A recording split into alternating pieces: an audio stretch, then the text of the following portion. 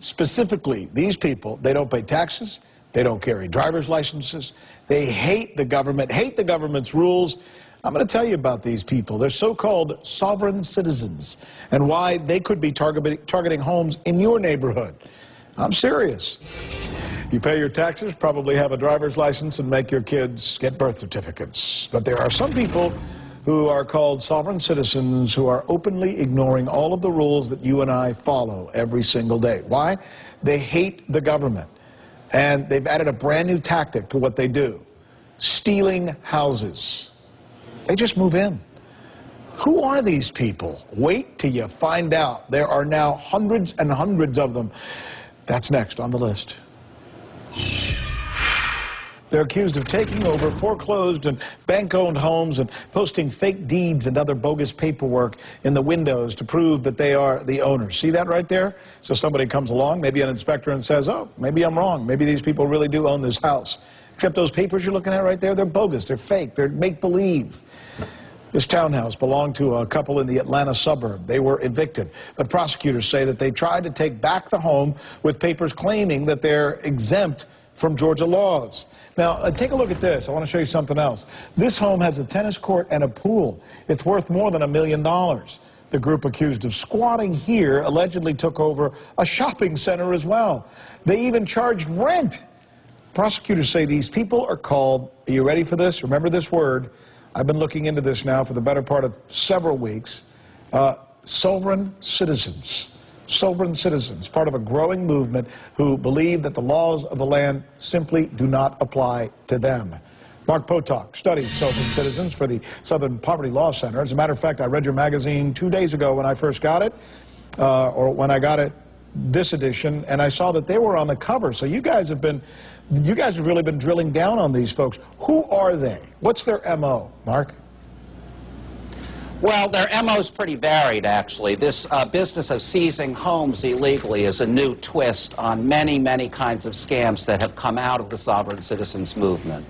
People may remember Terry Nichols, the co-bomber of the Oklahoma City Federal Building, was in fact a sovereign citizen. This is an ideology that goes back all the way about 30 years to a group called the Posse Comitatus, and actually was initially white supremacist in its nature. But, you know, basically what the sovereigns say is we are immune to federal and state laws. We are not liable to have driver's licenses. We don't have to register our cars, and so on. They have a whole set of extremely fantastic beliefs, and it might be amusing other than the fact that they are doing things like seizing these homes, like stealing very large amounts of money, and in a number of cases, murdering people, in particular police officers. Are they like the old-fashioned anarchists that you and I used to read about at the turn of the century, for example, which came, as I understand, from a different place, right? I mean, those guys came from the left. Sounds like these guys are from the right. Yeah, they're definitely from the right. I wouldn't really describe them as anarchists. I mean, this is a very specific set of beliefs that says there's no legitimate power above the level of county sheriff. But isn't that what anarchists, but isn't that, but I mean, I'm not trying to be argumentative with you, but anarchists believe, to hell with the government, to hell with power, to hell with anybody telling me what to do.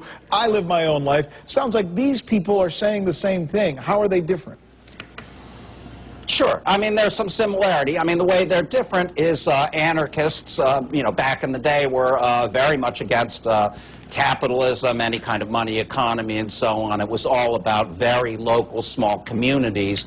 These people aren't community builders at all. These are people who want to be utterly free of any obligation to other human beings, and they're also, at least many of them, are coming at it from a very right-wing perspective. As I say, it originated in a kind of racist ideology about how black people could not be sovereign citizens. Only white people had that relationship with the land, and the idea essentially was that God gave America to white people. So they want to... in Atlanta and around Georgia now, these are actually black groups now in Atlanta that have adopted this ideology and don't realize, obviously, that how it originated in these white hate groups. That's amazing.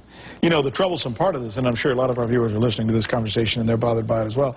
Still, I'm going to pay my taxes to fix the roads that they drive on, to fix the schools and equip the schools that they send their kids to. So they're going to get everything that I pay for, except I pay for it, you pay for it, everyone watching at home pays for it. They don't. It almost would be like the argument that they think they're above the law. That's the problem. We'll continue to look into this. Mark Potok, thank you so much for being with us.